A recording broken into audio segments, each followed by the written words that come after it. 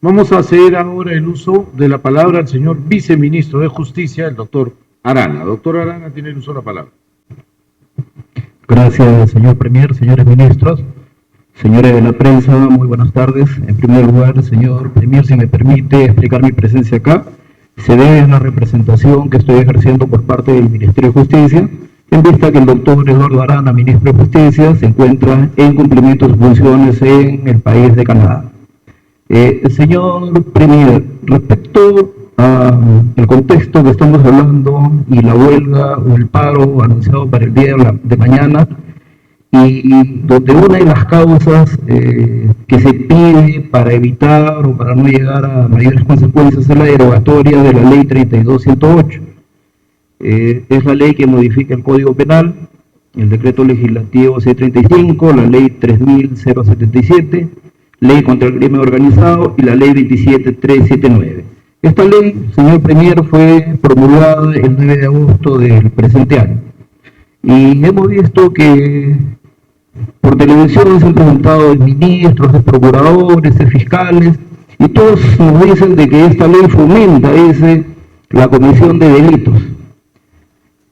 Y precisamente, como repito, una de las banderas para el paro de mañana es la derogatoria de esta ley. Se dice, por ejemplo, que la ley es inconstitucional, lo cual no está aprobado, ¿no? Se argumenta que la ley es anticonstitucional porque supuestamente está afectando el principio de tipicidad.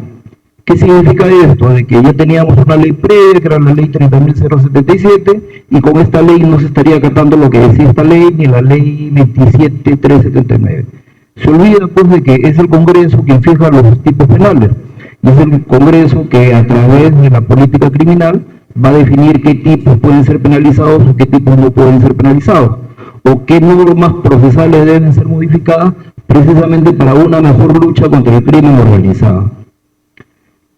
Se dice que fomenta la comisión de delitos. Hasta ahora ninguna de las personas que salen a opinar en contra de esta ley nos ha demostrado que efectivamente la dación de esta ley 32.108 haya fomentado la comisión de más delitos, sobre todo teniendo en cuenta de que los delitos de extorsión, sicariato, se han incrementado significativamente desde el año 2001. Desde el año 2021, perdón, no desde el 9 de agosto del presente año que se emitió esta norma. Se dice también que la ley no contempla delitos como tráfico de personas, tala de árboles y corrupción de funcionarios. Sin embargo, se olvida decir de que el 90% prácticamente de nuestro Código Penal contempla penas superiores a los 6, 8 y 15 años. Es decir, los delitos que se dice que no se contempla en esta ley son los delitos de escasa lesividad y que no tendrían necesariamente pues, que ser contempladas en una ley de crimen organizado. Por ejemplo, cuando hablan de los delitos de corrupción de funcionarios, estamos hablando de los delitos de abuso de autoridad, de cohecho, que son delitos que comete una persona con otra. O sea, no de ninguna manera estos delitos podrían caer en una ley de crimen organizado. Y los delitos de corrupción de funcionarios que más lesividad tienen, como son el enriquecimiento ilícito, la colusión y el peculado, tienen penas que en su mínimo superan los 10 años. Es decir, que los delitos de mayor lesividad sí están contemplados dentro de la ley de crimen organizado. Lo que hace esta ley es fijar con mucha mayor precisión qué es una organización criminal e incorpora criterios tales como la personalidad. Es decir, que para poder tratar a una organización como criminal tiene que ser por lo menos 3 personas. Esto va de acuerdo con la Convención de Palermo que contempla la lucha contra el crimen organizado. Tenemos también el criterio de temporalidad, que significa que una organización criminal tiene que tener un determinado tiempo de funcionamiento. Tenemos también el aspecto teleológico, es decir, ¿cuál es el objetivo que persigue esta organización criminal? Tenemos el criterio funcional, que significa la repartición de funciones entre los miembros de esta organización funcional. Y obviamente tenemos el criterio estructural, que precisamente señala cuál es la organización en sí de estas bandas criminales. Se dice también de que la ley 32.108 impide el allanamiento y esto favorece a las organizaciones criminales. Nada más falso que eso, señor Premier. La ley es muy clara.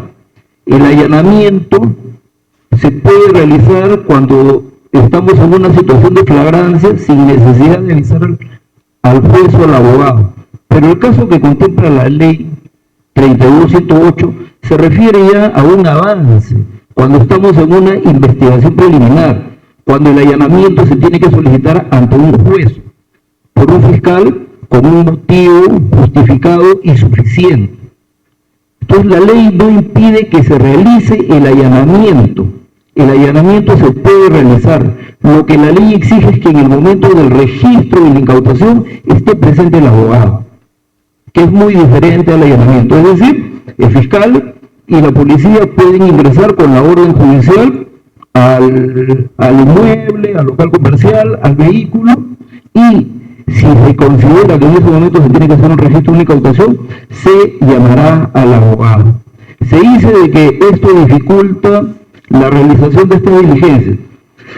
No está cierto, señor Premier, porque lo primero que se tiene que respetar, de acuerdo a la Convención Interamericana, de acuerdo a nuestra propia Constitución Política del Perú, de acuerdo al Código Procesal Penal, es que no se le puede privar a una persona de la libre elección de su defensa. Es decir, si una persona es víctima de un allanamiento, o pasible de un allanamiento, se le da en primer lugar la oportunidad de llamar a un abogado de su libre elección y se le otorga un plazo prudencial para que el abogado pueda apersonarse.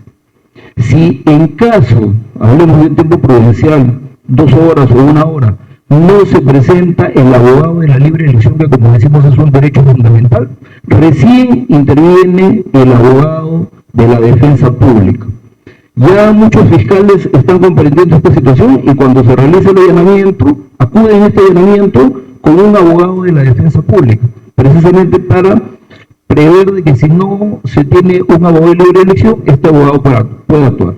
Entonces, señor Premier, la ley 32.108 de ninguna manera fomenta la comisión de delitos, genera impunidad, sino por lo contrario, queremos hacer que esta ley sea mucho más eficiente en la lucha contra la criminalidad organizada. Respecto al proyecto de ley sobre terrorismo urbano, como decía hace un momento, se aprecia a través de las fichas estadísticas de la Policía Nacional y del INEI que el delito de sicariato, extorsión y secuestro se han incrementado significativamente desde el año 2021 por varias causas, entre ellas la migración extranjera de la cual somos víctimas y que ha cambiado, digamos, la criminalidad en nuestro país a través de una criminalidad más sangrienta, más cruel, más despiadada. Entonces, el Estado tiene que defenderse. Y para eso se está presentando el proyecto que se ha denominado terrorismo urbano. Muchos críticos dirán, pero el delito de terrorismo ya existía. Y existe una confusión al respecto, porque efectivamente el delito de terrorismo existía, pero tenía otra connotación. Sin embargo, la finalidad siempre era la misma, era crear zozobra o terror a través de otros métodos, a través de las organizaciones terroristas que nosotros conocemos y que tenían pues como finalidad destruir el sistema democrático peruano. Ahora, estas organizaciones o estos delincuentes también crean zozobra, crean terror, pero ya no para destruir el Estado democrático, sino para atentar contra la vida, contra la integridad, contra el patrimonio de las personas.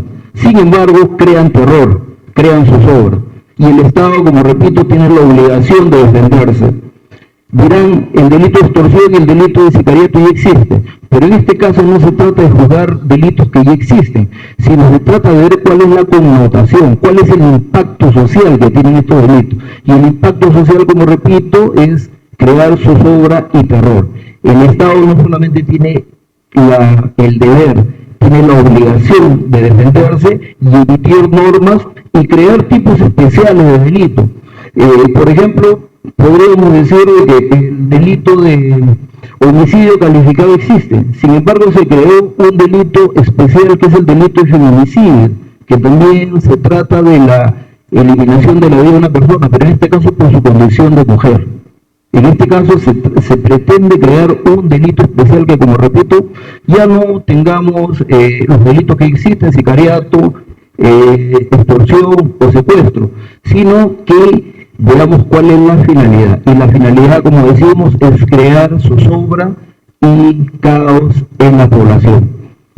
Zozobra, caos, terror, que afecta efectivamente la vida económica de todos, retrae la inversión. Y entonces el Estado está obligado, como decía el señor Premier, a dar nuevas respuestas al crimen organizado a través de la creación de tipos especiales que, siendo dentro del Código Penal, van a brindar una mejor respuesta a este nuevo delito, esta nueva criminalidad que estamos abordando. Muchas gracias, señor Premier.